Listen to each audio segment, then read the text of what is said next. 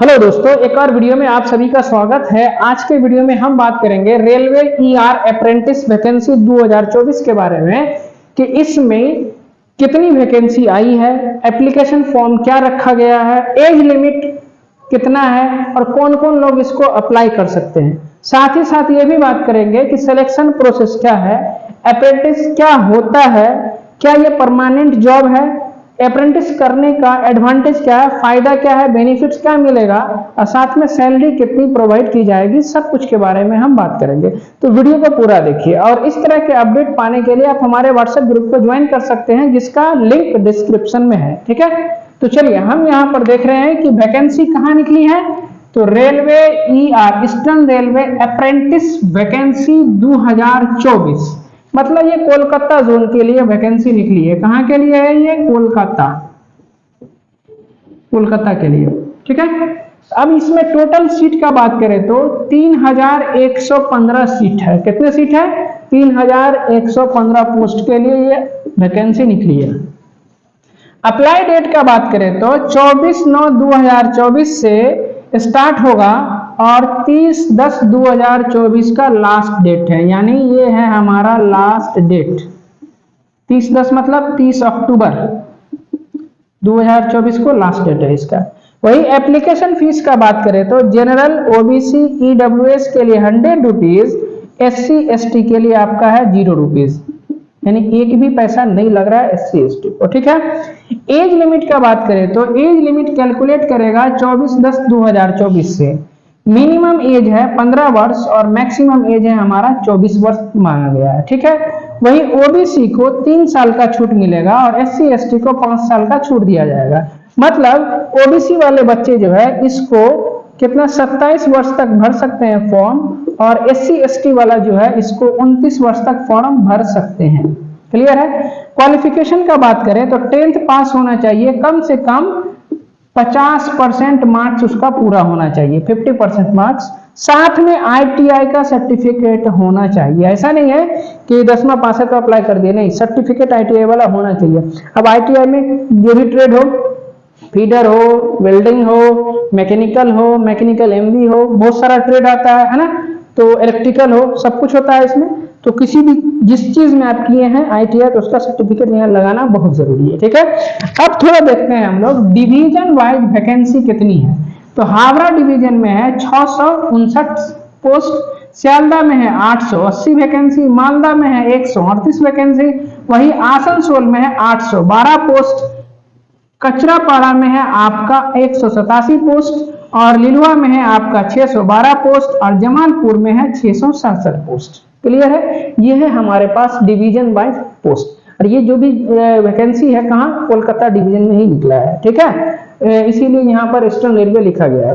और अब देखते हैं हम लोग कैटेगरी वाइज वैकेंसी। ये तो आपका जोन वाइज है ना, डिवीजन वाइज वैकेंसी। अब हम देखते हैं कैटेगरी वाइज, यानी SC ST के लिए कितना, OBC के लिए कितना, जनरल के लिए कितना है, कौन सा डिवीजन में, तो सब कुछ का भी हम देखते हैं। ठीक है,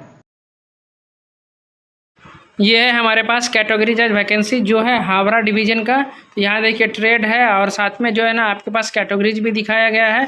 तो इसमें देखिए फिटर के लिए, वेल्डर के लिए और मैकेनिस्ट के लिए, कारपेंटर के लिए, पेंटर के लिए, लाइनमैन है, तो सब के लिए आपका यहाँ पर देखिए पूरा वैकेंसी डिटेल दिया गया है। ठीक है, तो आप एक बार इसका स्क्रीनशॉट ले सकते हैं। उसके बाद ये है आपका लिलुआ वर्कशॉप के लिए, तो इसमें भी सेम चीज़ है आपका जनरल, EWS, SC ST, देखिए यहाँ ट्रेड सब दिखाया गया है।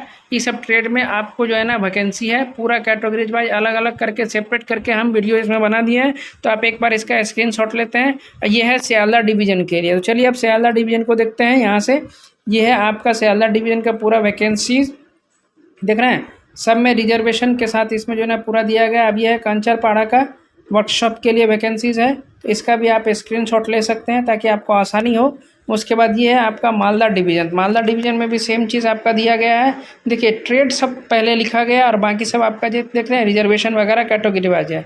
ये है आसनसोल डिवीज़न का, कुछ इस तरह से आपका बनाया गया है। तो आप इसका एक बार स्क्रीनशॉट लीजिए। फिटर है, ट्यूनर है, वेल्डर है, इलेक्ट्रीशियन है, तो ये है आपका लास्ट में, सबसे लास्ट में जमालपुर वर्कशॉप के लिए। तो इसमें भी आपका दिया गया है, आपके पास सब कुछ पूरा एकदम वैकेंसी दिया गया है, कैटेगरीज वाइज दिया गया, फिटर है, वेल्डर है, मैकेनिस्ट है।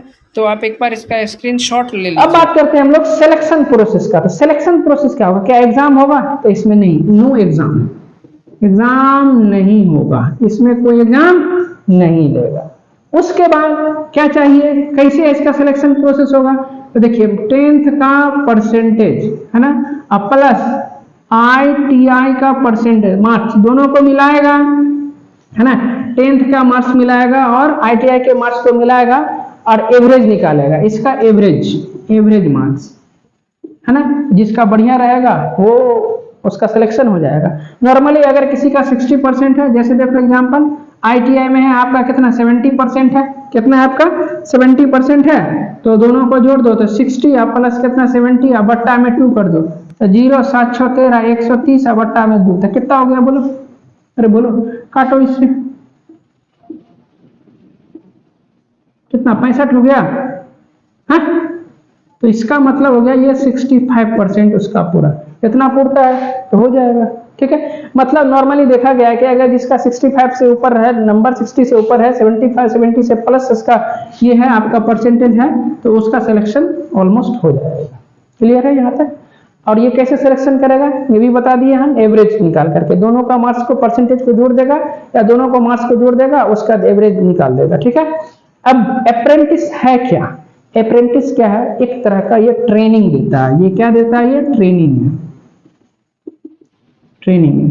और ये ट्रेनिंग करने में बच्चे को 1 साल लग जाते हैं, कितना 1 ईयर का मिनिमम ट्रेनिंग होता है, 1 साल सब कुछ करते उड़ते सर्टिफिकेट वगैरह देते हुए 1 साल हो ही जाता है, ठीक है ना। तो ये आपका परमानेंट जॉब नहीं है, एक तरह के ट्रेनिंग है जिसमें आपको काम करने सिखाया जाता है, ठीक है। अब इसका बेनिफिट का बात करें, एडवांटेज का बात करें, तो देखिए रेलवे का कोई भी जॉब निकलेगा ग्रुप डी का, तो उसमें 20% सीट रिजर्व रहेगा, 20% सीट रिजर्व है, किसके लिए? अप्रेंटिस वाले के लिए। मान लो 1 लाख वैकेंसी है तो 20,000 बच्चे किसके लिए? जिसने अप्रेंटिस किया है उसको तो फायदा मिल जाएगा ना, उसको कौन सा 80,000 में उसको नहीं घुसना है, उसको ही 20,000 में उसको जो ना फाइट करना है, समझ में आ गया। वही बात करें सैलरी का, तो देखो कम से कम आपको 8,000 रुपया और ज्यादा से ज्यादा जो है ना आपको 12,000 रुपया हर महीने ये प्रोवाइड कराएगा, मतलब रहने सहने का खर्चा आपको निकल जाएगा 1 साल के लिए, ठीक है। तो जब ये कंप्लीट हो जाएगा तब आपके पास एक जो है ना सर्टिफिकेट दिया जाएगा, जिस सर्टिफिकेट के आधार पर यदि मान लीजिए कोई भी कंपनी है, कोई बढ़िया कंपनी है, तो उसमें भी आपको जॉब कर सकते हैं वहाँ, जिसमें आपको प्रेफरेंस मिलेगा। और साथ ही साथ रेलवे में आपको तो बता दिए कि 20% इसमें सीट रिजर्वेशन होता है। क्लियर है? उम्मीद करते हैं कि आप हमारे द्वारा दी गई जानकारी से संतुष्ट हैं। यदि आप हमारे चैनल पर नए हैं तो हमारे चैनल को लाइक और सब्सक्राइब जरूर कीजिए, अपने दोस्तों के साथ शेयर कीजिए। मिलते हैं अगले वीडियो में, तब तक के लिए bye, thank you so much.